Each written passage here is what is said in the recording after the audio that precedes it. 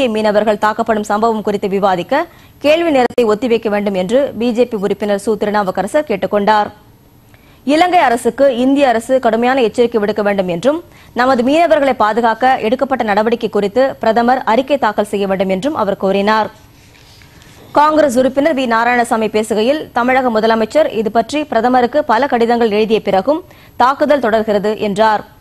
அண்மையில் இலங்கை கடற்படையினர் துப்பாக்கியால் சுட்டதற்கான காரணத்தை பாதுகாப்பு அமைச்சரும் விளக்க வேண்டும் என்று வலியுறுத்தினார். மக்களவையிலும் இந்த பிரச்சினை பெரும் கொந்தளிப்பை ஏற்படுத்தியது. அமைச்சர்கள் டி.ஆர். பாலுவும் பிரியரஞ்சன் தாஸ் முன்ஷியும் உறுப்பினர்களை அமைதிப்படுத்தினர். தமிழக மீனவர்கள் தாக்கப்படுவதை கண்டித்து ராமநாதபுரம் மாவட்டத்தில் உள்ள சுமார் 15,000 மீனவர்கள் இன்று காலவரையற்ற வேலைநிறுத்த போராட்டத்தை துவக்கினர். மத்திய அரசு இதுபோன்ற சம்பவங்கள் நடைபெறாமல் தடுக்க உடனடியாக நடவடிக்கை எடுக்க வேண்டும் என்று தமிழகம் புதுவை மீனவர்கள் சங்க தலைவர் என்.ஜே. போஸ் தெரிவித்தார். கோவை மத்திய சிறையில் சுமார் 200 கைதிகள் இலங்கை கடற்படை நடவடிக்கையை கண்டித்து உண்ணாவிரதம் மேற்கொண்டனர். சில அமைப்புகள் ஆர்ப்பாட்டத்திலும் ஈடுபட்டன. சென்னை உயர்நீதிமன்றத்தில் தமிழை வழக்கு மொழியாக அறிமுகப்படுத்த தமிழக அரசு அனுப்பியிருந்த யோசனையை மத்திய அரசு மீண்டும் பரிசீலனை செய்யும் என்று மத்திய சட்ட அமைச்சர் H.R. பரத்வாஜ் தெரிவித்துள்ளார். இது தொடர்பாக தமிழக முதலமைச்சர் மு. கருணாநிதிக்கு அவர் கடிதம் எழுதியுள்ளார். முதலமைச்சர் அனுப்பியிருந்த கடிதத்தில் உள்ள அம்சங்களை கவனமாக படித்தறிந்ததாகவும் இதன் அடிப்படையில் தமிழை சென்னை உயர்நீதிமன்றத்தில் வழக்கு மொழியாக அறிமுகப்படுத்துவதற்கான யோசனையை மறுபடி பரிசீலனை செய்ய தமது அமைச்சகத்தை கேட்டுக் கொண்டுள்ளதாகவும் பரத்வாஜ் கடிதத்தில் தெரிவித்துள்ளார். தமிழகத்தின் தொழில் வளர்ச்சி மற்றும் தொழில் மேம்பாட்டுக்கு அரசு எடுக்கும் நடவடிக்கைகள் காரணமாக சர்வதேச அளவில் தொழில் நிறுவனங்கள் தமிழகத்தில் முதலீடு செய்ய ஆர்வம் கொண்டுள்ளதாக முதலமைச்சர் மு. கருணாநிதி தெரிவித்துள்ளார்.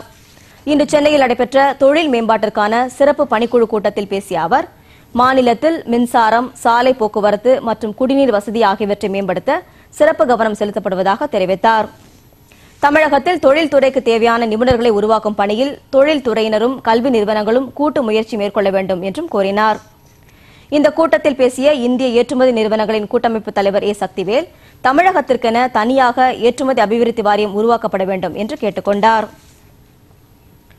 பிரெஞ்சு கயானாவில் உள்ள கொரு ஏவுதளத்தில் இருந்து வெற்றிகரமாக இன்று காலை விண்ணில் செலுத்தப்பட்ட இந்தியாவின் நவீன தொலைத்தொடர்பு செயற்கைக்கோள் இன்சாட் 4B யிலிருந்து கர்நாடக மாநிலம் ஹசனில் உள்ள தரை கட்டுப்பாட்டு மையத்திற்கு சமிஞ்சைகள் கிடைத்துள்ளன.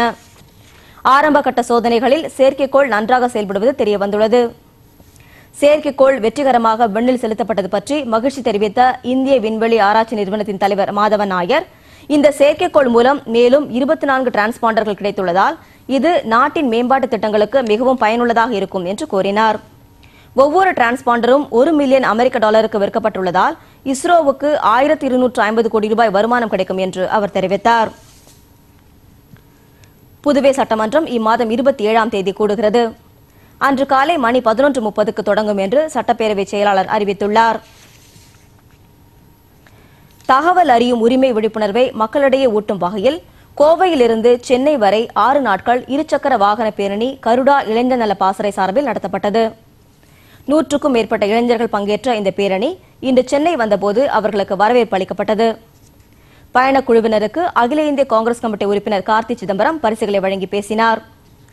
சட்டமன்ற உறுப்பினர்கள் என். சுந்தரம், ராமசுப்புராம், மாநில முதன்மை தகவல் ஆணையர் எஸ். ராமகிருஷ்ணன், என். ருக்மாங்கதன் மற்றும் பலர் பேசினார்கள். நகர்ப்புற உள்ளாட்சி அமைப்புகளின் அலுவலர்களுக்கான மனிதவள மேம்பாட்டு பயிற்சி இன்று சேலம் மாவட்டம் ஏற்காட்டில் நடைபெற்றது. இந்த பயிற்சியை சேலம் மாநகராட்சி மேயர் ரேகா பிரியதர்ஷினி துவக்கி வைத்தார். பயிற்சியில் மாநகராட்சிகள், நகராட்சிகளின் ஆணையர்கள், அலுவலக பணியாளர்கள் பங்கேற்கின்றனர். உலகம் முழுவதும் உள்ள கிரிக்கெட் ரசிகர்கள் ஆவலுடன் எதிர்பார்க்கும் 9வது உலகக்கோப்பை கிரிக்கெட் ஆட்டங்கள் நாளை வெஸ்ட் இண்டீஸில் துவங்க உள்ள நிலையில் இப்போட்டிக்கான துவக்க விழா இந்திய நேரப்படி இன்று அதிகாலை 4 மணி அளவில் ஜமைக்காவில் உள்ள ட்ரெலானி மைதானத்தில் துவங்கியது. பிரபல முன்னாள் வெஸ்ட் இண்டீஸ் கிரிக்கெட் வீரர் கேரி சோபர்ஸ் இந்த நிகழ்ச்சியை தொடங்கி வைத்தார். நாளைய துவக்க ஆட்டத்தில் பாகிஸ்தான் அணியுடன் வெஸ்ட் இண்டீஸ் அணி மோதுகிறது. வரும் 17ஆம் தேதி இந்தியா முதல் போட்டியில் பங்களாதேஷ் அணியை எதிர்கொள்கிறது.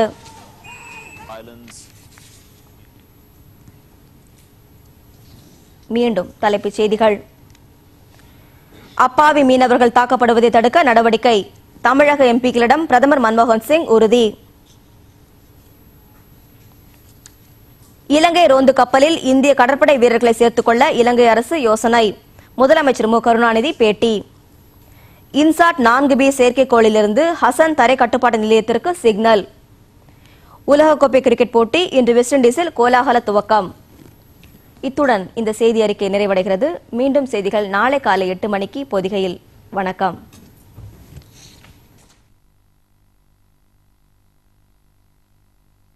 வருக வருக என வரவேற்று இந்த நிகழ்ச்சியின் பேரணியின் தொகுப்புரையை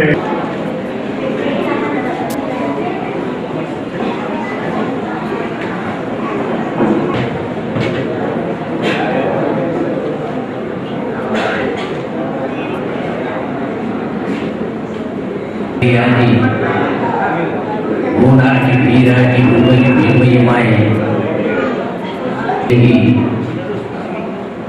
அதன்பால் ஏற்பட்ட பக்தி பரவசத்தில் சிக்கி தவித்து திக்குமுக தகவல் பெறும் உரிமை சட்டம் குறித்த விழிப்புணர்வை தமிழகம் முழுவதும் பரப்ப வேண்டும் என்று கன்னியாகுமரியிலே துவங்கி திருநெல்வேலி, தூத்துக்குடி நாம் பேரணியை துவங்குகிற பொழுது சிறுடை மைந்தர்களிடத்தில் ஒரு கோரிக்கை வைப்போம்.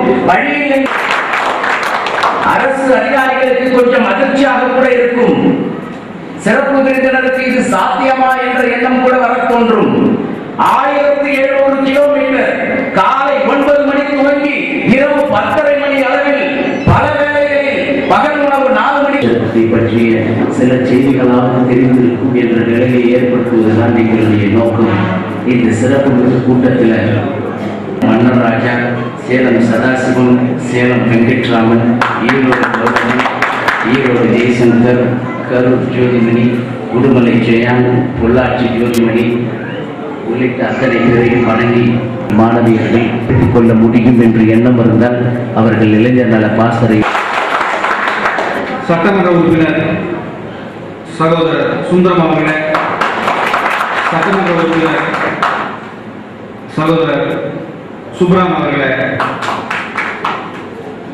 மாமன்ற உறுப்பினர் சகோதரி செந்தவழி மோகன் அவர்களே,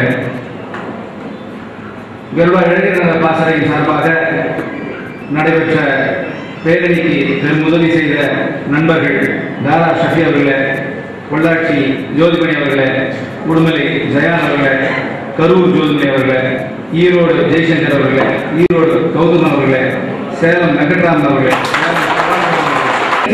சமுதாய அமைப்புல ஏதாவது அமைப்புல இருந்தா அமைப்பை வச்சுட்டு கொண்டு போய் அந்த அமைப்பின் பலத்தை தனி சொல்லலாம். இந்த தனி மனிதனுக்கு நடக்கிற கஷ்டங்களை வந்து எடுக்கும் எனது மாலை வணக்கத்தை தெரிவித்துக் கொள்கின்றேன்.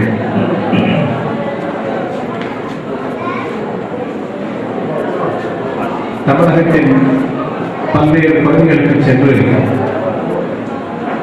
தகவல் பெறும் உரிமை சட்டத்தினுடைய முக்கியமான அம்சங்களை